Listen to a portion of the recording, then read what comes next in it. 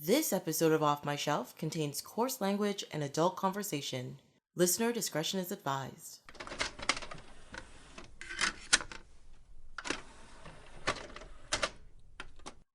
Hello, my name is Tracey James and welcome to Off My Shelf, a podcast about the movies that are well off my shelf, where we go through my DVDs and talk about the movies in my collection.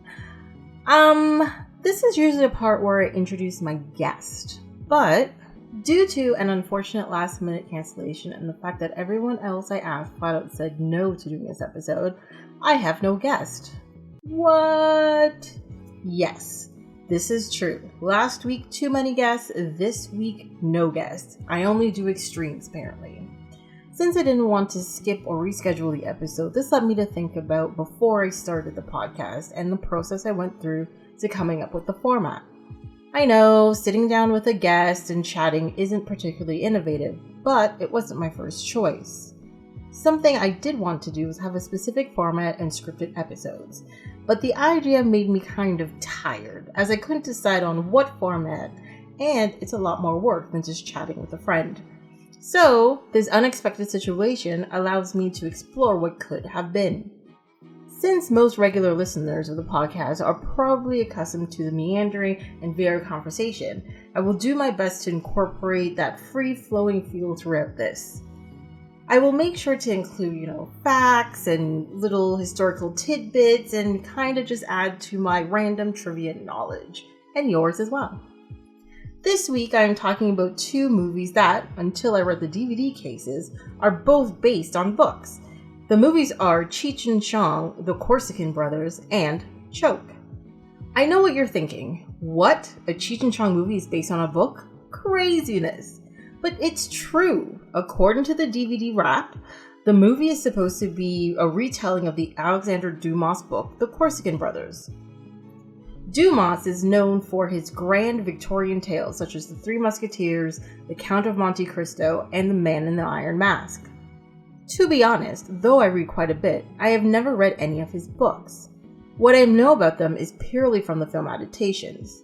The last one I remember was 2011's The Three Musketeers, which I would call a travesty of filmmaking and an insult to the work of Dumas, directed by Paul W.S. Anderson, starring Mila Jovovich, which is no surprise as half of his career is based on her. It is just a gaudy monstrosity, really, with a lot of flash and bang that does nothing.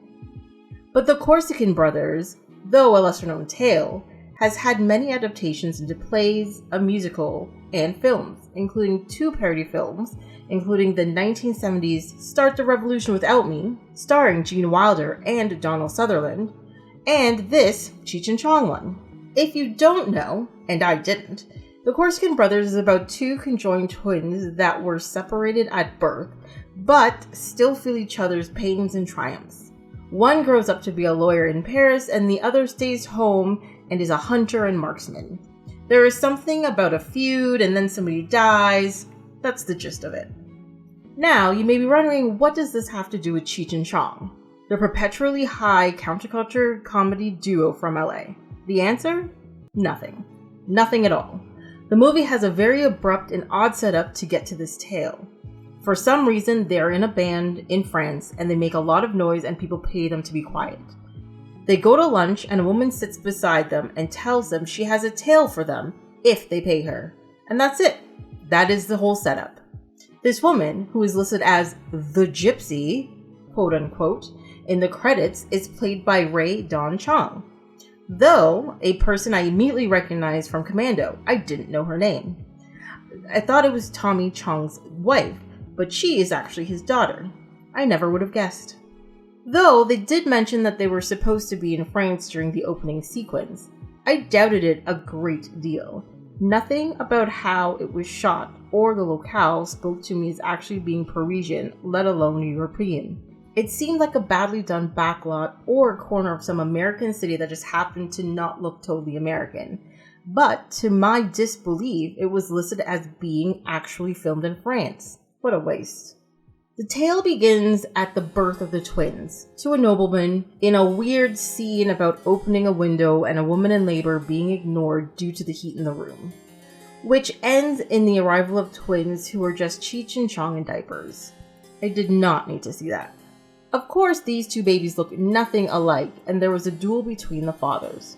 In the scene, it looks like they were using flintlock pistols, which were the weapons of choice for dueling. These were short-range, single-shot weapons. Short range meaning they did the most damage and were most accurate within 25 yards, which is about 23 meters. But typically, within duels, you would take about 10 paces, which about 12 to 15 yards, approximately 11 to 14 meters apart. Based on the bit of Googling I did, the representation of what occurred in the scene is an insult to the pistols used at the time. At the distance they were firing, they would have hit their targets, if they wished. I say that because it was very common for people to purposefully miss by firing into the ground, into the air, or at a target obviously not their opponent. Also, it is approximated that the pistols, as long as they were well made, would misfire maybe 1 out of 6 times. So, this may be interpreted as a gross misinterpretation of a fictional duel that would have happened maybe 180 years ago. But who knows? I wasn't there. I am basing this on half-read articles on a quick Google search. Anyways, nonetheless, both the fathers die, and the boys are given to a woman in the village. We catch up with the boys 3 years later being served lunch in high chairs. I know the specificity of this jump because we get a card on the screen that tells us so. We get to see 2 grown men playing toddlers in bibs and bonnets playing with their food. This is where you find out that they feel each other's pain through both narration and slapstick. The scene is way too long, gross, and I really wish I couldn't see it. We get another card that flashes on the screen that says 6 years later. The boys are now 9, and for some reason they are walking in the woods. I may have tuned out for a sec because we are like 15 minutes or so into the film, and it feels like hours. They have a very short disagreement on the way to get home, and they go in different directions. We get another card, 21 years later. They are 30 and bump into each other in the same spot. The characters and the names in the film are Luis and Luchin, but I don't remember which is which, so I'll be referring to them just as Cheech and Chong. Cheech has been in Mexico for some reason and just got back to France. And Chong has become a brave man of the sword, sworn to protect his land and his people. Now here is where they do the one joke that made me laugh in the whole movie. The brothers are catching up and Chong is talking about his deeds and decides to show his brother his new weapon. He pulls out a potato with a wick in it, lights it and throws it. A second later it explodes. Cheech is amazed and asks what that was. With a stern, triumphant face, Chong responds, "Pomme de terre." I know, it is a horribly lame joke, but I can't resist a good pun. Anyway, then you are introduced to the horrible aristocrat, Fuck yeah, with his weird makeup and poodle. Something happens, sorry, again I may have tuned out, and they end up in what I think is supposed to be Paris to be executed. Now, when I say Fuck yeah had on weird makeup, it really wasn't weird for the time period. We have all seen paintings and depictions of France in the 18th century where they wear white makeup and have round patches of rouge on their cheeks and a drawn-on mole. This was not just for women, but men as well. The ideal beauty at the time was a pale, blemish-free complexion with rosy cheeks. The paleness meant you led a life of leisure, not toiling in the fields and in the sun. The rosy cheeks was a reputation of health. And the mole, I'm not sure about that, but this is where the term beauty mark comes from. The ironic thing is that the makeup that most of these people wore to give them the appearance of wealth and health was actually killing them. As it was lead-based, it caused blemishes, rashes, discoloration, hair loss, discoloration of their teeth even, and of course, death from, well, you guessed it, lead poisoning. Though not depicted in this, they would have also worn powdered wigs to hide their hair loss.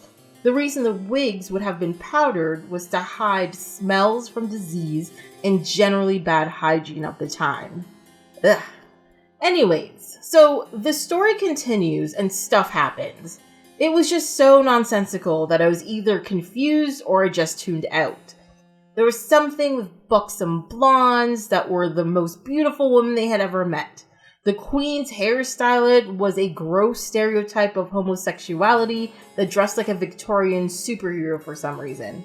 I will note, though, that the Queen was played by Edie McClurg, who I mostly associate with as Grace, the school secretary from Ferris Bueller's Day Off. But she has been in so many things. She has 209 credits on IMDb.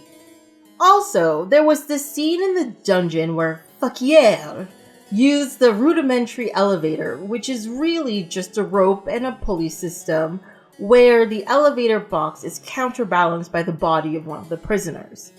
As far as I understood it, elevators weren't invented until the mid-19th century.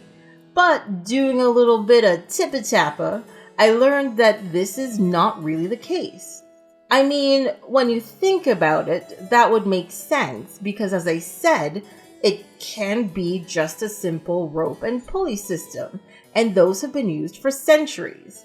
But, according to what I found on History.com, one of the earliest elevators in its simplest definition, quote-unquote, a device used to transport people and goods vertically, was used by Archimedes in as early as 236 BC.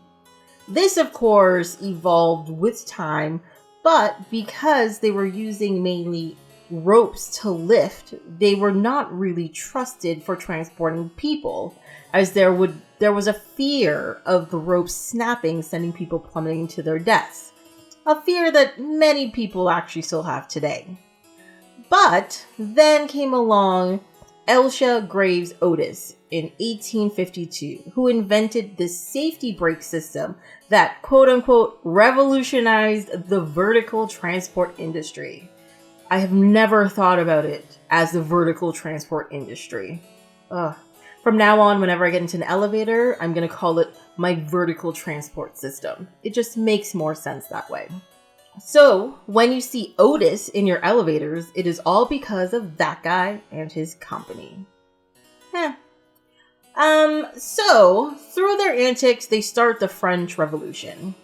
I know the why of the French Revolution, but I don't know how they specifically started the French Revolution in this movie. But this also made me realize there is a timeline discrepancy in the movie that the aneuristically astute individual would recognize. Dumas's tale takes place in the Victorian era, and that era is 1837 to 1901, Queen Victoria's reign. And according to the book, it would have been 1841 when we were introduced to the brothers. Whereas the French Revolution happened in the era of Enlightenment, which is 1715 to 1789. But now that I think about it, there was no king, just a Queen of France. But France, in 1841, would have had a king, Louis Philippe I. So really, they just threw in a bunch of random historic French stuff, and they made a movie out of it.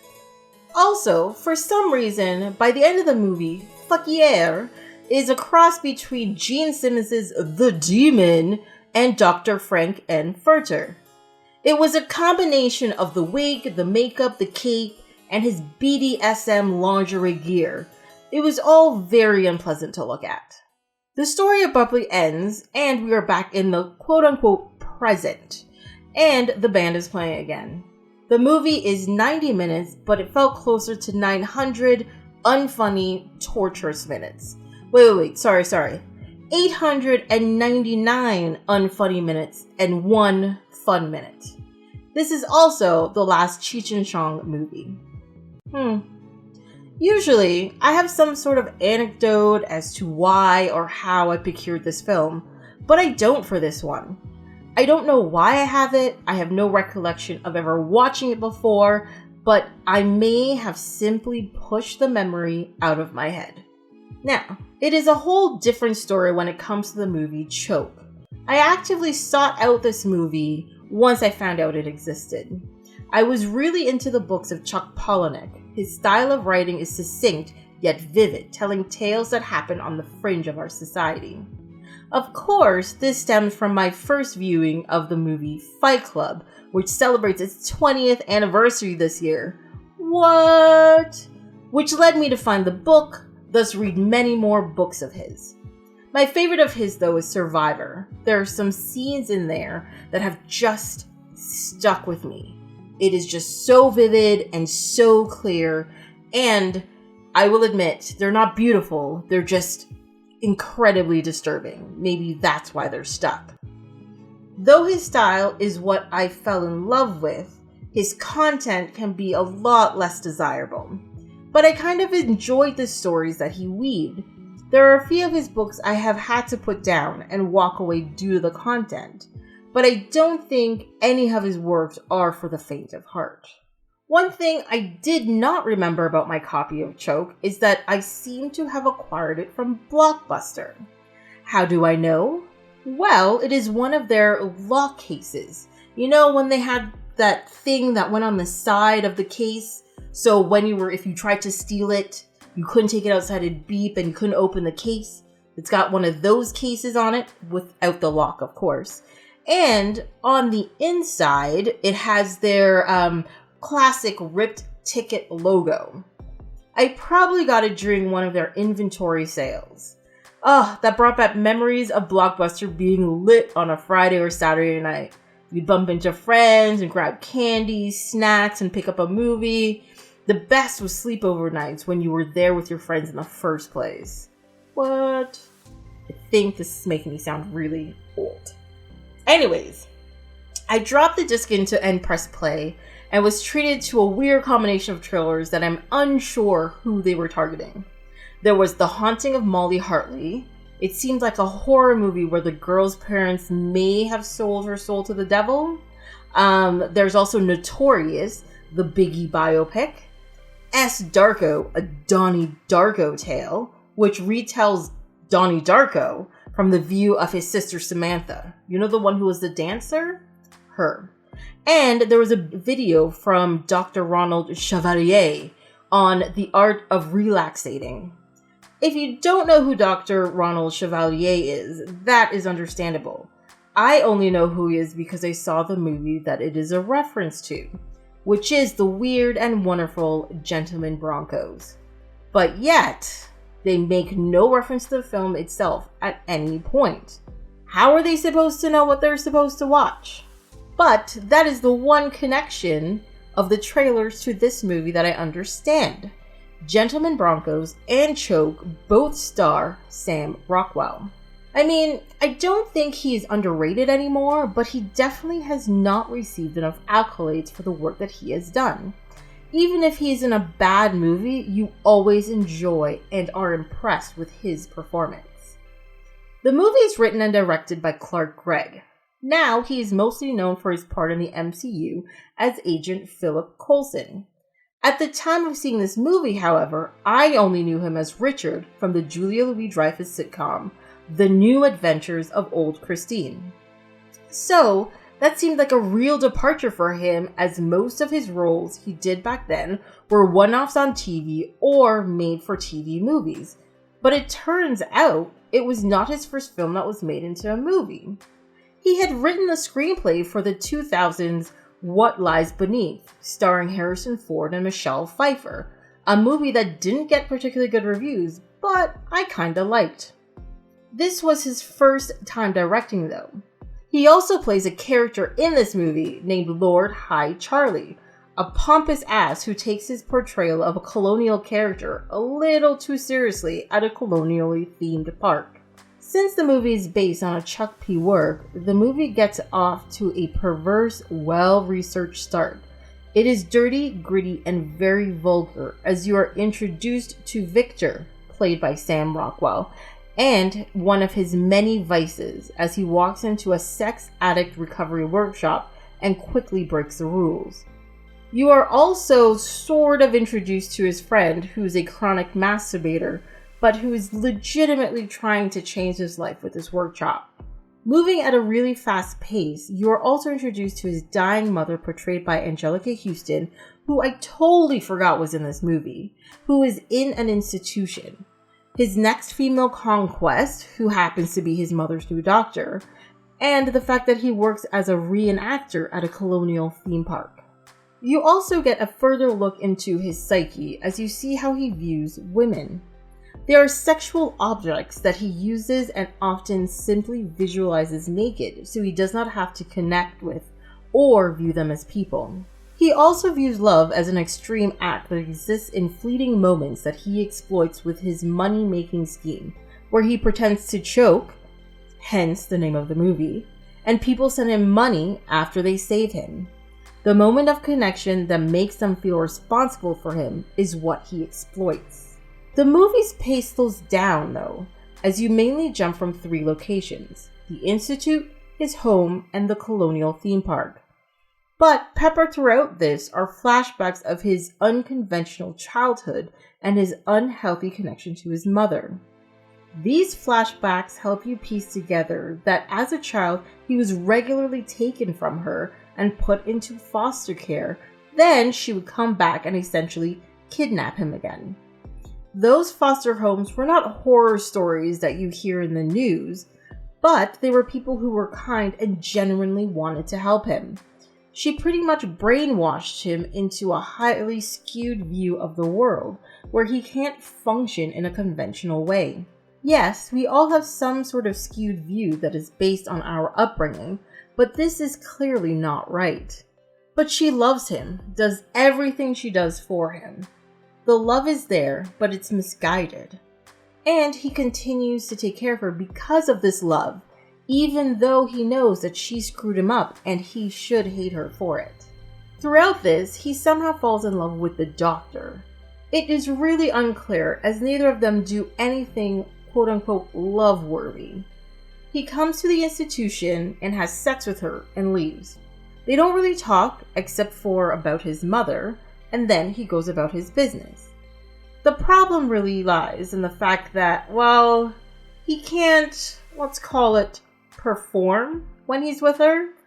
And because of this, he spends a lot of time wondering why this is the case, as he has no issues in any other situation. There is also a plot that develops where he may be a descendant of Jesus. Yes, you heard that right. There is a convoluted story about stolen foreskin and artificial insemination.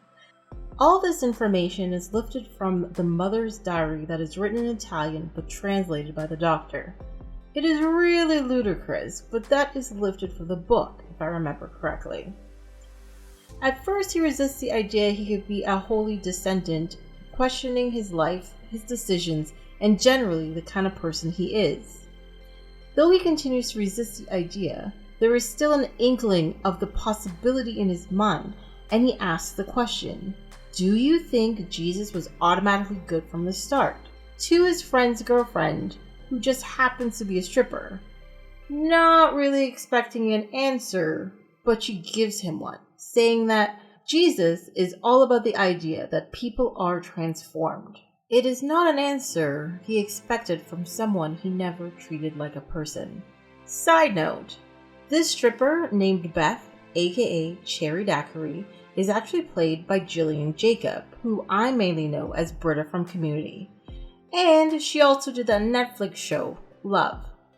But her character's name gives another religious connection. Beth, or Elizabeth, is from the Hebrew name Elisheba, meaning Oath of God. This also made me think of the great and hilarious book by Christopher Moore, Lamb, The Gospel According to Biff. It just talks about Jesus in those in-between years that are not in the Bible. You know, from birth to 33. And how he lives vicariously through the misdeeds of his best friend Biff. It explores all religions, the understanding of human nature, and really just a coming-of-age tale. You don't have to be religious to get it. It is just a good read. There is another flashback that shows where Victor's sexual deviation manifested. He was on a plane and opened the bathroom door to find a woman sitting naked.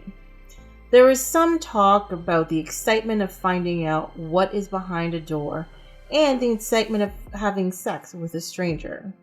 It really makes little sense to me, as I guess I don't think that way, but it does to him, and they get it on. He not only finds a new way of looking at things, but joins the Mile High Club. That made me think about the term Mile High Club. Are you really a mile up? No, not even close. Cruising altitude is about 35,000 feet, which is about 7 miles in the air. But I guess the term 7 Mile High Club doesn't have the same panache. This made me wonder about a couple other things. One, how small airplane bathrooms are, and though a scandalous and titillating idea, having sex in an airplane bathroom is probably incredibly uncomfortable. And two, how dirty those airplane bathrooms must be. I do my best to avoid using the bathrooms on planes because I know how gross they are. Ugh. Then we get to the end of the movie. We find out he is not related to Jesus in any way. She is not actually a doctor, but a patient. Well, she was a medical student who had a breakdown and was comatose for a while until his mother gave her a lab coat and she could suddenly function. And, well, his mother dies. When the movie was done, though, I thought something was missing. I swear there was something in the book about the doctor actually thinking she was a time traveler sent back from the future to get impregnated for some reason that would save the human race. I guess I'll have to go back and reread the book to find out. I'm not really sure what you are supposed to learn from this movie, as the characters, except for his friend, don't really change or evolve and their actions seem out of place. When I first watched the movie, I liked it. I think it's because I had read the book and remembered the details. So, his actions in the film made more, quote-unquote, sense. But, watching it now, with little memory of the details, this movie comes across as flat and pointless. The overall direction and editing reminded me of 90s indie films. Not bad, not good, but it definitely didn't age well. But if you have read Chuck Palahniuk books, you know his books are not that easy to adapt to film. They are very in the mind of the characters, and putting their feelings and reasonings on film is difficult. Also, his books are just so surreal, and that surrealism can turn people off. Fincher managed to do an exceptional job with Fight Club, and if anyone else had tried it, it could have come across as laughable, stupid, ultra-violent, or just pointless. I would love to see someone try to adapt Rant, my third favorite Chuck P. novel, to film. Its subtitle is The Oral History of Buster Casey, and that's what the book is, an oral history. The book is presented as a retelling of events by various people and includes excerpts from a diary and playback from news reports. If done correctly, it would be such a fantastic film. After watching these two films, I am very happy I didn't talk some poor soul into watching these. And I totally understand why people who had seen them before didn't want to watch them again. They are boring, unenjoyable films that are both 90 minutes long that seem to drag on and on and on. Well, I guess that's it for this episode of Off My Shelf.